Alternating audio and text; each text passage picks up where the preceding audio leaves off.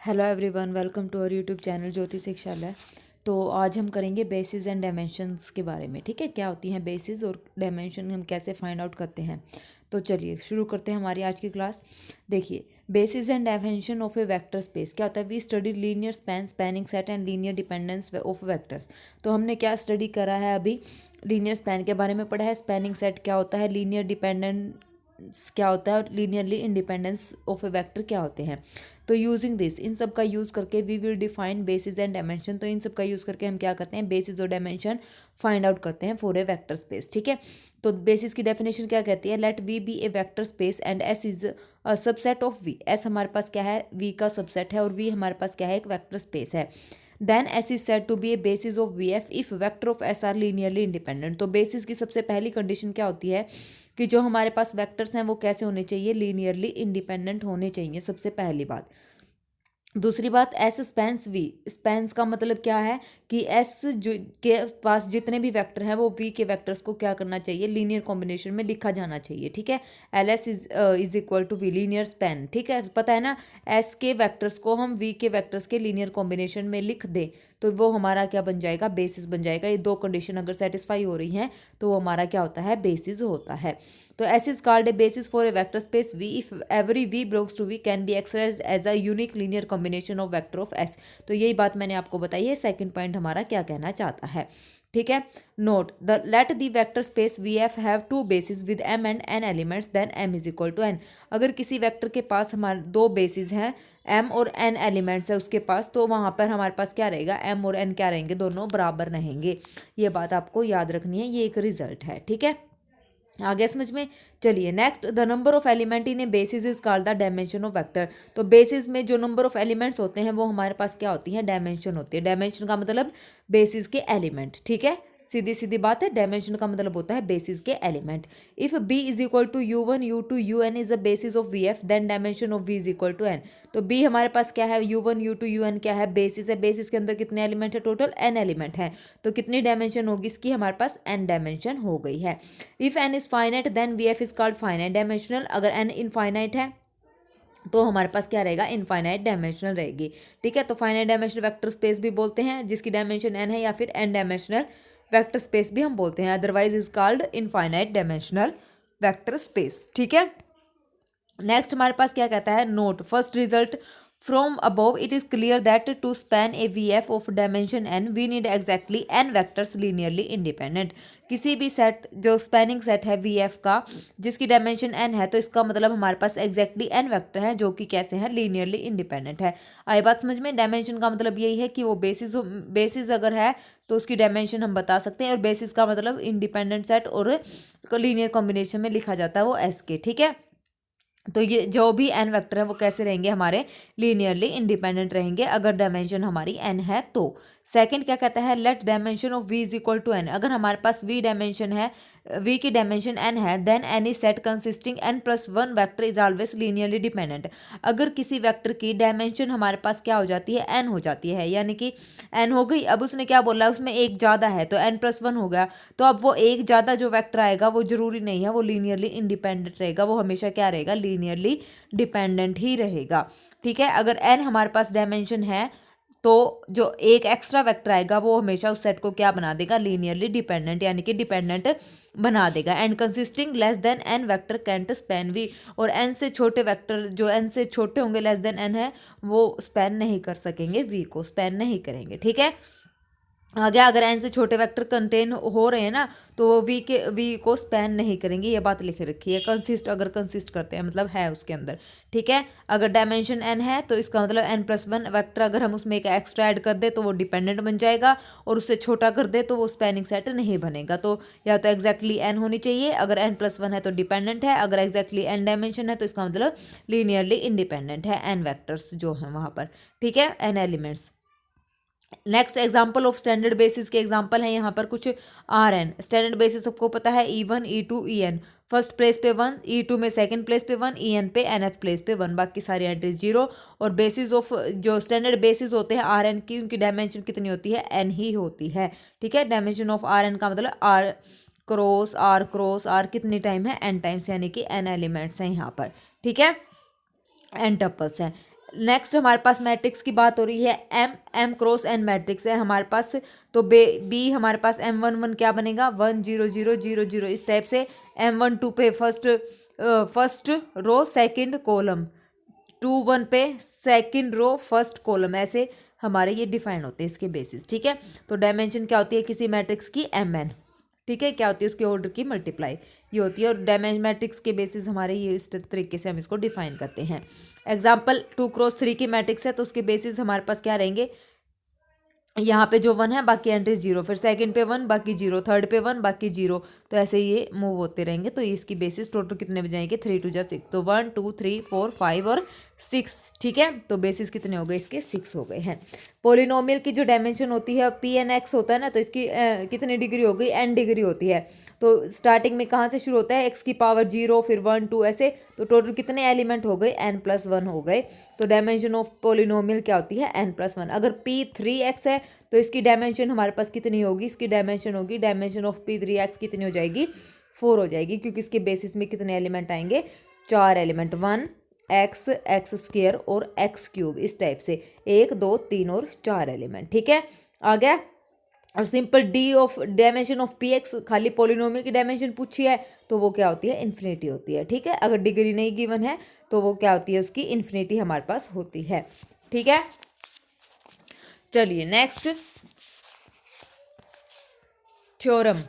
Late V be a vector space over a field F of dimension and S हमारे पास set है linearly independent of vectors in V, then S will be a part of A basis of V and we can extend S to be a basis. तो क्या बोला है, हम इसको extend कर सकते हैं बेसिस को, जो हमारे पास ऐसे सेट है ना उसको अगर हमें एक्सटेंड करना है तो एक्सटेंड कर सकते हैं और उसको लीनियरली इंडिपेंडेंट सेट हम बना सकते हैं। ये बात ये थ्योरम कह रही है।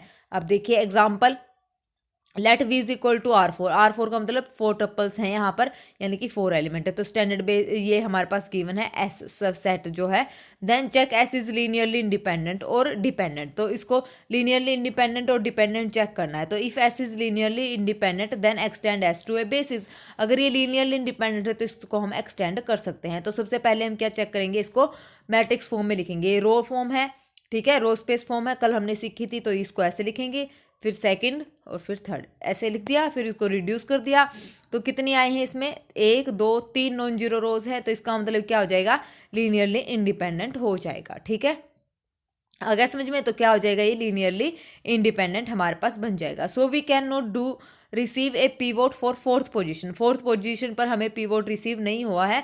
So add a vector in S with a pivot element on fourth position. तो हम क्या कर सकते हैं उसमें एक फोर्थ पोजीशन पे अपना पीवोट एलिमेंट ऐड कर सकते हैं। दैट मीन्स मैंने इसको यहाँ पर ऐड कर दिया 0 0 0 और 1। ठीक है, तो हमारे पास जो बेसिस बनेंगे वो हमारे पास ये बनेंगे, एक एक्स्ट्रा हमने यहाँ पर ऐड कर दिया। जिस भी पोजीशन पर हमें पीवोट नहीं मिल रहा है इक्विवेलेंट फॉर्म के बाद, तो हम क्या करते हैं उसमें एक एलिमेंट फोर्थ पोजीशन पर ऐड कर देते हैं और वो हमारा क्या बन जाता है बेसिस बन जाता है। तो ये थ्योरम हमें ये कहना चाहती थी। ठीक है, आ गया समझ में।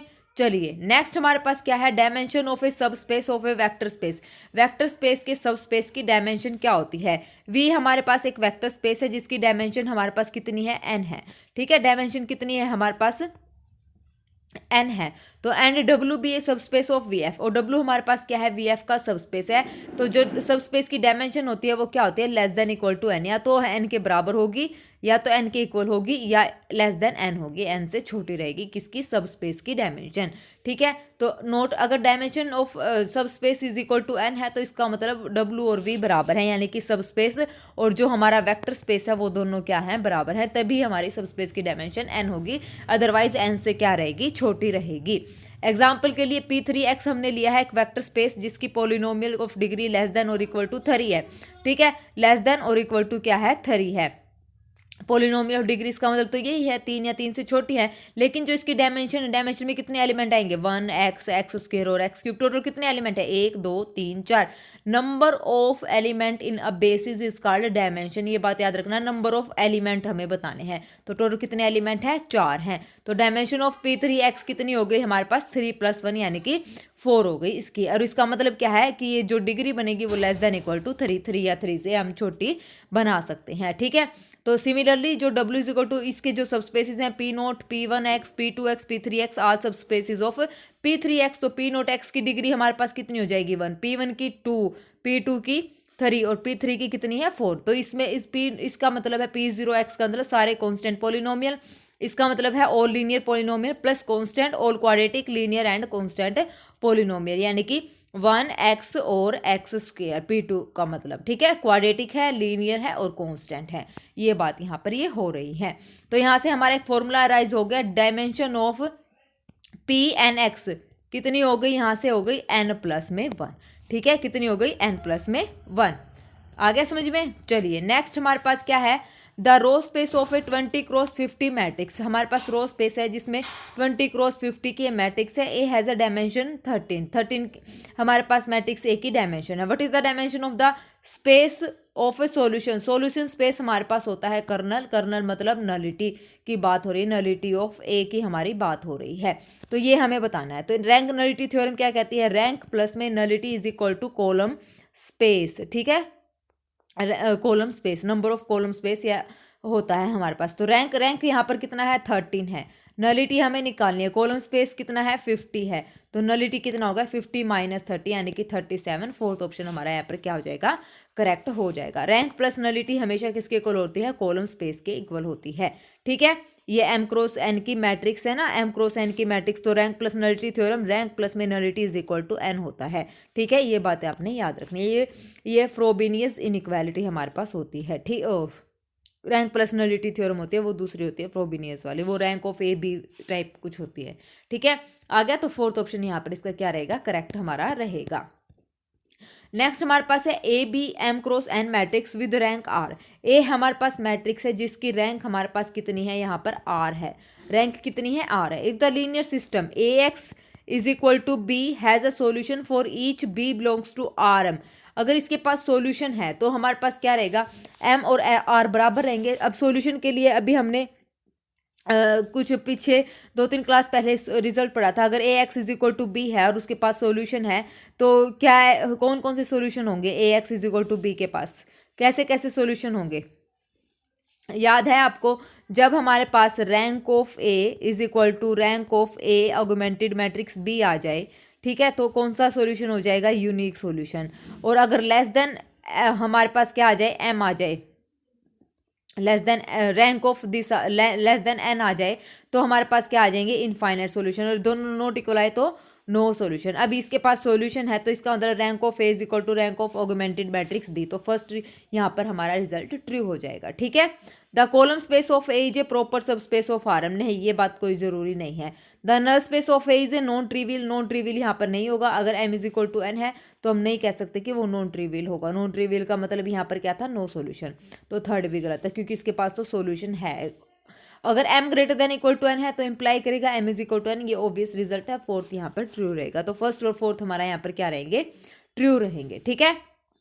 ये m क्रॉस n था ना, तो उसमें क्या था, rank of a is equal to rank of A augmented matrix B is equal to m, ठीक है। अब यहाँ पे m क्रॉस n है, ठीक है, तो इज इक्वल टू m की बात यहाँ पर रहेगी। आगे समझ में, अगर नहीं समझ आए तो कमेंट बॉक्स में कमेंट कर देना, कल दोबारा से आपका क्लैरिफाई हो जाएगा। अगर आ गया है तो फिर ओके कर देना, ठीक है, भी हो गया समझ में, ठीक है।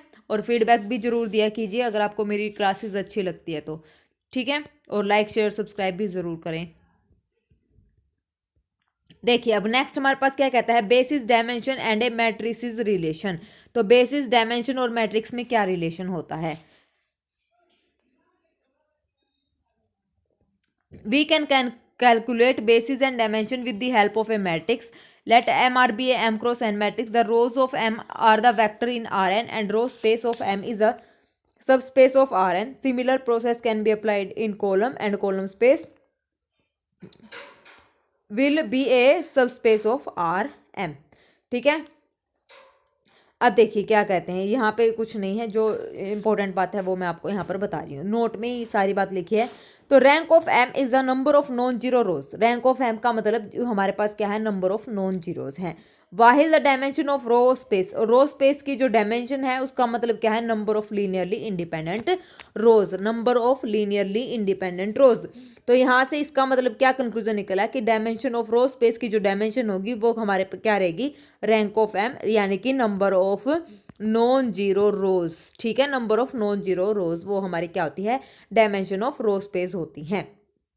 ठीक है, द नॉन जीरो रोज जो होंगी वो क्या होंगी, लीनियरली इंडिपेंडेंट होंगी। Since the rank of A matrix and its transpose is always same, तो dimension of row space and dimension of column space हमेशा क्या रहेगा, सेम रहेगा। ठीक है, आ गया समझ में। चलिए next, let A is equal to this matrix, उसको हमने रिड्यूस कर दिया इस फॉर्म में, रो इक्विवेलेंट फॉर्म इस टाइप से हमने बना दिया, तो इसको हमने ऐसे रिड्यूस कर लिया, तो ये हमारी मैट्रिक्स बन गई बी। तो B is equivalent form of A, तो basis for row space of A, row space of A के लिए बेसिस हमारे पास क्या बनेंगे, non zero rows of A in each equivalent form basis. तो non zero rows of A की non zero rows हमें यहाँ पर देखनी है इन इक्विवेलेंट फॉर्म, जो इक्विवेलेंट फॉर्म हमने बनाई है, तो ये बनाई नॉन जीरो रो 1 2 और 3, ये 3 है। ठीक है, ये 3 है, तो ये हमारी क्या होगी, ए की रो स्पेस की बेसिस हो गई। ठीक है, row space of A, basis for row space of A. उसके बाद basis for column space, column space हमारे पास क्या रहेगा, कॉलम स्पेस में हम इसका क्या करेंगे, ट्रांसपोज अगर हम कर दें तो ये हमारे पास बनेगी 1 2 0 0 0 -3 0 0 0 0 1 1 0 0 0 0, तो ये हमारे पास बनेगी। ठीक है, तो ये हमारे पास बनेगी, तो इसकी basis for column space of A क्या बनेगी, एक ही एलिमेंट, एक ही हमारा एलिमेंट और एक ही हमारा एलिमेंट, ये ऐसे बनेगा। अब जब हम एक्चुअल में ए की बात करें, कॉलम स्पेस ऑफ ए की बात करें, तो इसमें क्या बनेगी, एक ही एलिमेंट, एक ही एलिमेंट और एक ही एलिमेंट और एक ही एलिमेंट, कितने आएंगे, 4 आएंगे। ठीक है,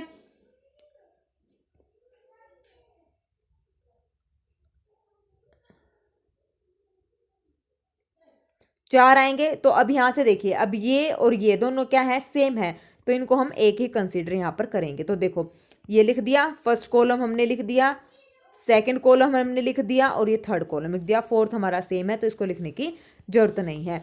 तो ठीक है, basis for column space of A के बेसिस हमारे पास ये आ गए, original column corresponding to the pivot in equivalent form. ठीक है, तो ओरिजिनल हमने क्या लिख दिया, जो ओरिजिनल मैट्रिक्स है वो हमने लिख दिया, और किसके अकॉर्डिंग, पी वोट के अकॉर्डिंग। तो 3 ही जगह हमें क्या मिले थे, पी वोट मिले थे, तो 3 ही कॉलम हमारे आएंगे इनके कोरस्पोंडिंग। ठीक है, ऐसे हमने लिख दिया। तो रैंक ऑफ ए हमारे पास कितनी आ गई, रैंक ऑफ ए हमारे पास कितनी आ गई, 1 2 और 3, क्योंकि इक्विवेलेंट फॉर्म हमारी ये है ना, तो यहीं से हम चेक करेंगे कितनी है रैंक ऑफ ए, 3। तो dimension of row space of A क्या होती है, number of non zero rows, यानी कि 3 is equal to rank of A. तो नॉन जीरो रोज कितनी है यहाँ पर, 1 2 3। डायमेंशन ऑफ रो स्पेस अभी हमने पढ़ी थी, number of non zero rows. ठीक है, क्या था, ये रहा number of non zero rows, M non zero rows. ठीक है, ये हमारी क्या थी, डायमेंशन ऑफ रो स्पेस थी।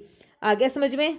चलिए next, basis finding process using matrix for a spanning set. तो कैसे फाइंड आउट करते हैं, एस हमारे पास सेट है which is a subset of R N and W is equal to span of S. W हमने सब स्पेस लिया है जो कि एस के एलिमेंट्स से लीनियर कॉम्बिनेशन में लिखा गया है, that is W J subspace. There are 2 method to find a basis, with new vector with original vector. 2 तरीके से हम फाइंड आउट कर सकते हैं। न्यू वेक्टर से कैसे, put the vector this is a metric form row wise and reduce to equivalent form, so the non zero rows in equivalent form a basis row space of A. तो इसको हम ऐसे देखो example से अच्छे से समझ आएगा। न्यू वेक्टर कैसे, u1 u2 u3 और u4। ठीक है, ये हमारे पास है, and W J subspace of R4 by u1 u2 u3 u4। Find basis for W के लिए हमें बेसिस फाइंड आउट करना है। तो सबसे पहले हम क्या करेंगे, इसको मैट्रिक्स फॉर्म में लिखेंगे।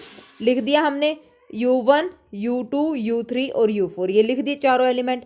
अब लिखने के बाद अब इसने देखो कैसे लिखे हैं, ये रो स्पेस है ना, 1 2 1 3 ऐसे लिखे जाएंगे रो फॉर्म में, 1 2 1 3। ठीक है, ऐसे तो ये लिख दिए, इसको हमने रिड्यूस कर दिया, तो हमारे पास number of non zero rows 1 2 3। तो इसकी रैंक हमारे पास कितनी आई है, 3 आई है, तो इसके बेसिस में 3 ही एलिमेंट होंगे, 1 2 1 3 0 1 2 2 0 0 1 2। तो ये हमारे हो गए। ठीक है, नॉन जीरो रोज हम चेक करते हैं।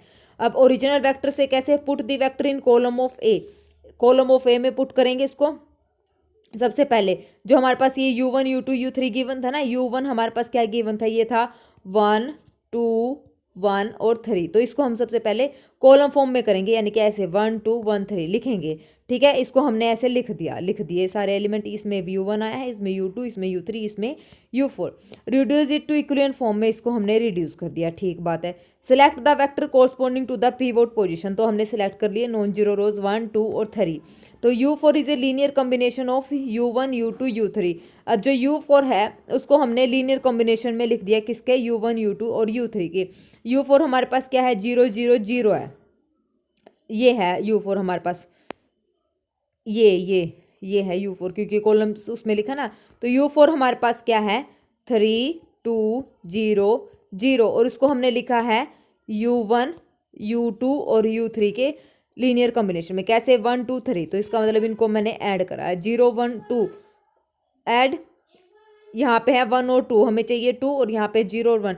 तो मतलब ऐसे हम इसको लीनियर कॉम्बिनेशन में लिखेंगे। यहाँ पे कुछ ना कुछ स्केलर आएंगे, तो आप सोल्व करके देखना कि वो स्केलर क्या आएंगे, इसके इक्वल हमारे पास आ जाएगी।